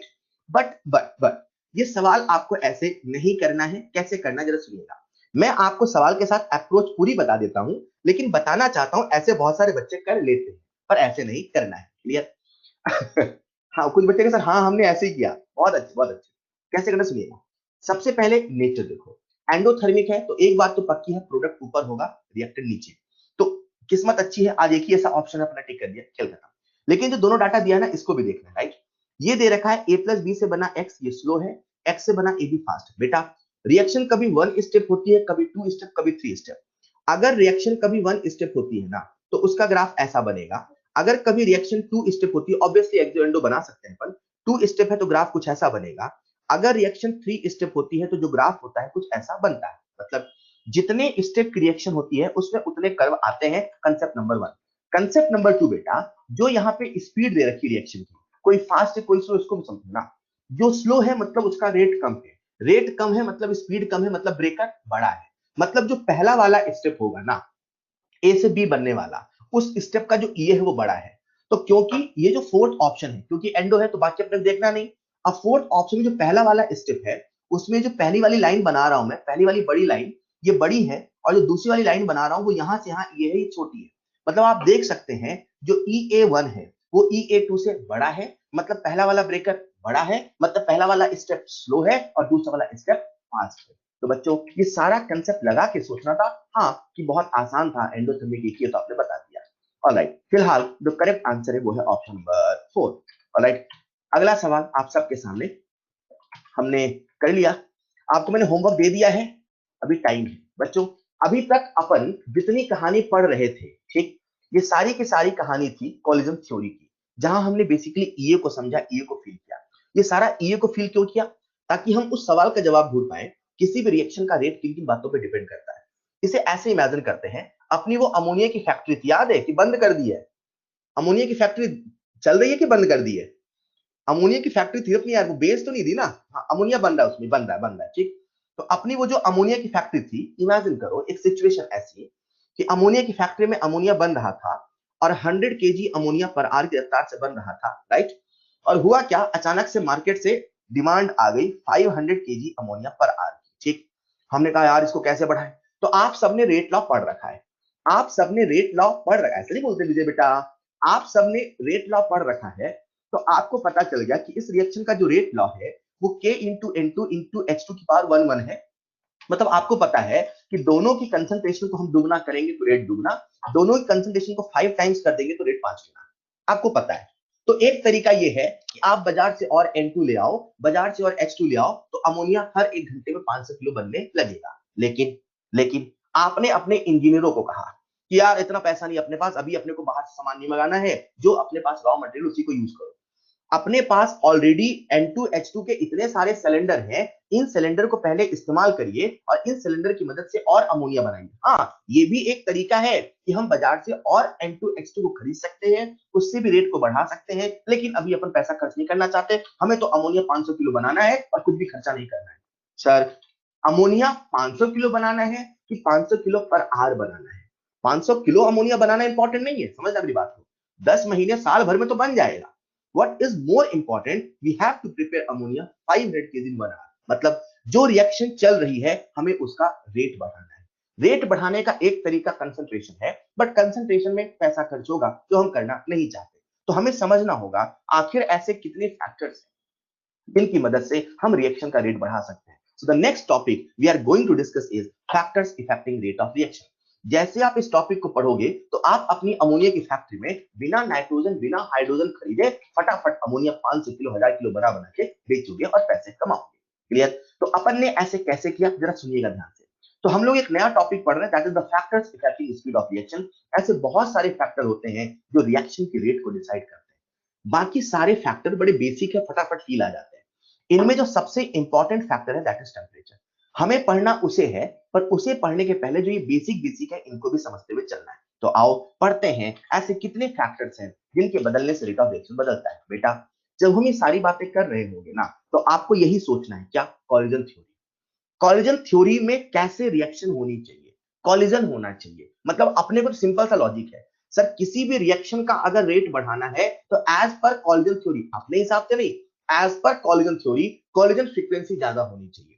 जितनी ज्यादा कॉलिजन फ्रीक्वेंसी होगी, जितनी ज्यादा कॉलिजन फ्रीक्वेंसी होगी, प्रोबेबिलिटी ऑफ इफेक्टिव कॉलिजन उतना ज्यादा होगा। इफेक्टिव कॉलिजन की प्रोबेबिलिटी उतनी ज्यादा होगी, मतलब कहीं ना कहीं अपने को समझना है कि जब हम सारे फैक्टर पढ़ रहे होंगे उसी पॉइंट को सोच रहे हैं, राइट। तो चलो शुरू करते हैं factors affecting rate of reaction. उसमें सबसे पहला नेचर ऑफ रिएक्टेंट। मैं आप सबसे पूछना चाहता हूं, सॉलिड लिक्विड गैस, बस जवाब देते चलना, सारा फील हो जाएगा। सॉलिड लिक्विड गैस, हाँ ठीक है साहब, किसमें ज्यादा कॉलिजन होगा, सॉलिड में कि लिक्विड में कि गैस में? किसमें ज्यादा कॉलिजन होगा, सॉलिड में, लिक्विड में, गैस में? गैस में। तो कॉलिजन ज्यादा होगा, तो सारे टर्म भी बोलना है मेरे साथ, कॉलिजन ज्यादा होगा तो कॉलिजन फ्रीक्वेंसी ज्यादा होगा, कॉलिजन फ्रीक्वेंसी ज्यादा होगा तो प्रोबेबिलिटी ऑफ इफेक्टिव कॉलिजन ज्यादा होगा। मतलब अगर कभी जो रिएक्टेंट है वो सॉलिड लिक्विड गैस में है तो जो गैसेस में होंगे उनमें रेट ऑफ रिएक्शन ज्यादा होगा। उसी प्रकार से दूसरा फैक्टर है फिजिकल साइज ऑफ पार्टिकल। बच्चों मैं आपसे एक सवाल पूछ रहा हूं, ये जो पहला पार्टिकल है इसमें कॉलिजन कितनी डायरेक्शन से होगा? सर इधर से होगा, इधर से होगा, इधर से, इधर से, इधर से, इधर से। कितने डायरेक्शन हो गए? 1 2 3 4 5 6। जैसे आपने इसे छोटे छोटे टुकड़ों में तोड़ दिया, जैसे आपने इसका साइज घटा दिया, क्या सरफेस एरिया बढ़ा दिया? अब 6 साइड यहां, 6 साइड यहां, 6 साइड यहां, 6 साइड यहां, मतलब अब 24 डायरेक्शंस हो गए कॉलिजन होने के। मतलब अब जो कॉलिजन फ्रीक्वेंसी है वो बढ़ जाएगी। जब कॉलिजन फ्रीक्वेंसी बढ़ जाएगी तो प्रोबेबिलिटी ऑफ इफेक्टिव कॉलिजन भी बढ़ जाएगा। इसीलिए हमारा रूल कहता है जो रेट ऑफ रिएक्शन है ना बच्चों, जो रेट ऑफ रिएक्शन है वो साइज के इनवर्सली प्रोपोर्शनल। क्यों? साइज ज्यादा होगा तो सरफेस एरिया ज्यादा होगा, सरफेस एरिया ज्यादा होगा तो नंबर ऑफ कॉलिजन ज्यादा होगा, नंबर ऑफ कॉलिजन ज्यादा होगा, कॉलिजन फ्रीक्वेंसी ज्यादा होगा, प्रोबेबिलिटी ऑफ इफेक्टिव कॉलिजन ज्यादा होगा। अरे बेसिक है क्या। चलो बात करते हैं नेक्स्ट फैक्टर की। नेक्स्ट है कंसंट्रेशन। आप सबसे पूछता हूं, पहले 100 मॉलिक्यूल टकराए, 100, तो कितने प्रोडक्ट बनेंगे? 100 टकराए तो कितने प्रोडक्ट बनेंगे? अरे बोलो ना यार, जवाब दो। बहुत बढ़िया, 100 टकराए 100 बनेंगे। आकाश बेटा गलत है, 100 मैक्सिमम बनेंगे, वो कभी नहीं बनेंगे। जितने टकराते हैं सारे के सारे इफेक्टिव कोलिजन नहीं आते हैं, उनकी प्रोबेबिलिटी मैक्सिमम होनी चाहिए। पल भर के लिए मानो 100 टकराए, तो जब 100 टकराएंगे तो मैक्सिमम अगर बनेंगे तो कितने बनेंगे? 100। 100 से ज्यादा बनने का सवाल तो है ही नहीं। मान लो 1000 टकराए, मान लो 1000 टकराए, 1000 1000, तो मैक्सिमम कितने बनेंगे? 1000। 100 टकराए तो मैक्सिमम 100, 1000 टकराए तो मैक्सिमम 1000, 10,000 तो मैक्स। जितने ज्यादा कॉलिजन होंगे उतना ज्यादा प्रोबेबिलिटी ऑफ इफेक्टिव कॉलिजन होगा। कंसंट्रेशन के बढ़ाने से, मोल के बढ़ाने से नंबर बढ़ जाता है, नंबर बढ़ जाता है। पहले 1 2 3 4 5 6 7 8 मॉलिक्यूल थे, अभी कितने सारे हैं? नंबर बढ़ जाएगा, कॉलिजन बढ़ जाएगा, कॉलिजन बढ़ जाएगा, कॉलिजन फ्रीक्वेंसी बढ़ जाएगा, कॉलिजन फ्रीक्वेंसी बढ़ेगा तो बच्चों प्रोबेबिलिटी ऑफ इफेक्टिव कॉलिजन भी तो बढ़ेगा। अरे बोलो ना। अच्छा, कंसंट्रेशन के बढ़ाने से, नंबर ऑफ मॉलिक्यूल के बढ़ाने से नंबर ऑफ कॉलिजन बढ़ता है, यानी कि रेट ऑफ रिएक्शन बढ़ता है। बच्चों जब कोई बच्चा इसे ध्यान सुनता है और उसने सारे ऑर्डर याद किए, उसके मन में डाउट आता है। मुझसे वो सर डाउट है। मैंने कहा क्या? सर आपने तो हमें पढ़ाया था आर बराबर के इंटू ए की पावर 0। मैंने कहा हाँ।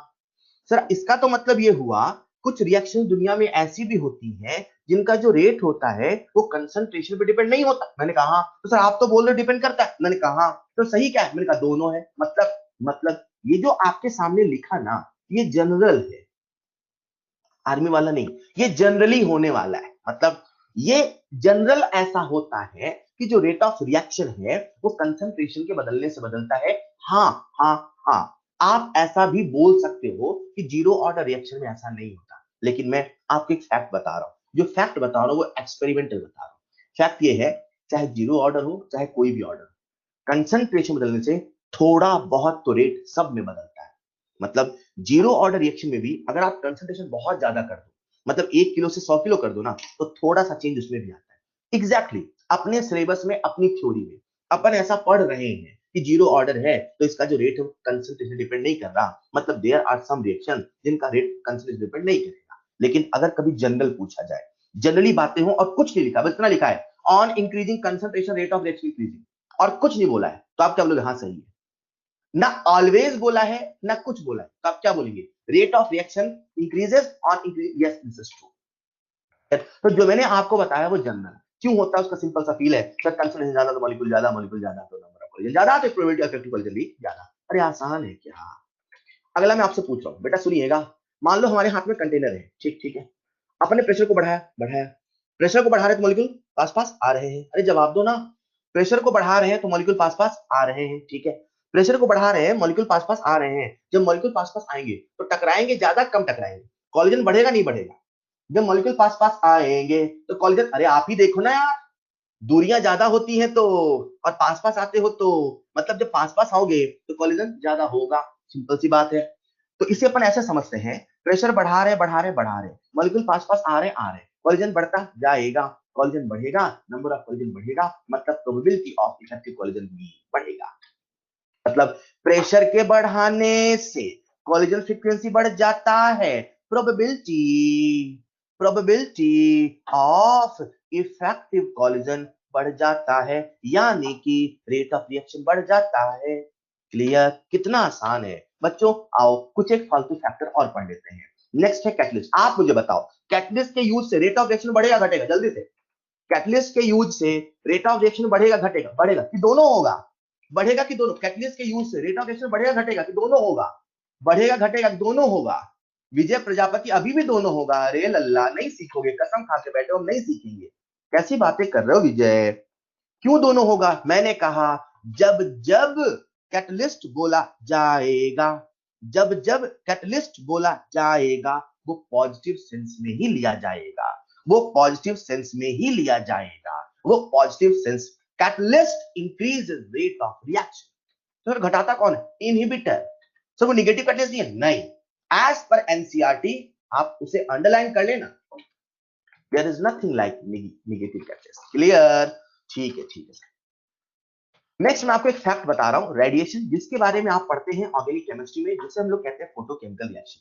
देयर आर सम रिएक्शंस जिनमें जैसे ही लाइट गिरती है ना बेटा, तो लाइट गिरने से इनका रेट ऑफ रिएक्शन कई गुना बढ़ जाता है। मतलब इन रिएक्शंस का ऐसा नेचर है, इनका स्वभाव ऐसा है। मैकेनिज्म आपको पता ही है ना? Free radical mechanism, chain initiation, chain propagation, chain termination, नहीं है तो आएगा, डोंट वरी। मैं बताना चाह रहा हूं कि रेडिएशन भी एक फैक्टर होता है कुछ रिएक्शंस के लिए। There are some reactions, right, not all reactions. जैसे ही रेडिएशन स्ट्राइक करती है तो इनमें से फोटोन आता है, और फोटोन की वजह से इसका जो रेट ऑफ रिएक्शन बढ़ जाता है, आपको एक फैक्ट बता रहा हूं, लाख गुना बढ़ जाता है। बढ़ता नहीं है, लाख गुना तक बढ़ जाता है। मतलब बहुत बड़ा इंक्रीमेंट होता है। क्लियर? ये सारे फालतू फालतू के फैक्टर थे जिन्हें हमने फटाफट फील कर लिया। Next and the most important factor that is temperature, जिसे हम नेक्स्ट क्लास में करेंगे। बच्चों, नेक्स्ट क्लास में हम लोग काइनेटिक्स को खत्म करेंगे, और जो नेक्स्ट टू नेक्स्ट क्लास होगी दैट इज सैटरडे, वो डिस्कशन की क्लास होगी। आप सबसे रिक्वेस्ट है सैटरडे तक सारा का सारा होमवर्क कंप्लीट कर लें, okay? Because from Monday onwards there will be inorganic chemistry, IOC. तो आप सबसे रिक्वेस्ट है कि आप लोग सैटरडे तक सारा इसका डिस्कशन कोशिश करें, खत्म कर लें। जब आप होमवर्क सॉल्व करें तो आप सबसे रिक्वेस्ट है ई सोल्यूशन ऐप का हेल्प जरूर लेते रहे। ई सोल्यूशन ऐप का हेल्प लेते रहे, मैं बार बार कह रहा हूं, आई एम अवेलेबल, लेकिन ई सोल्यूशन ऐप को पहले यूज करना है। वहां सभी सवालों के रिकॉर्डेड सोल्यूशन ऑलरेडी बने हुए हैं। Clear? That's all for today. मिलते हैं नेक्स्ट क्लास में। Thank you so much. जिनको यहां पर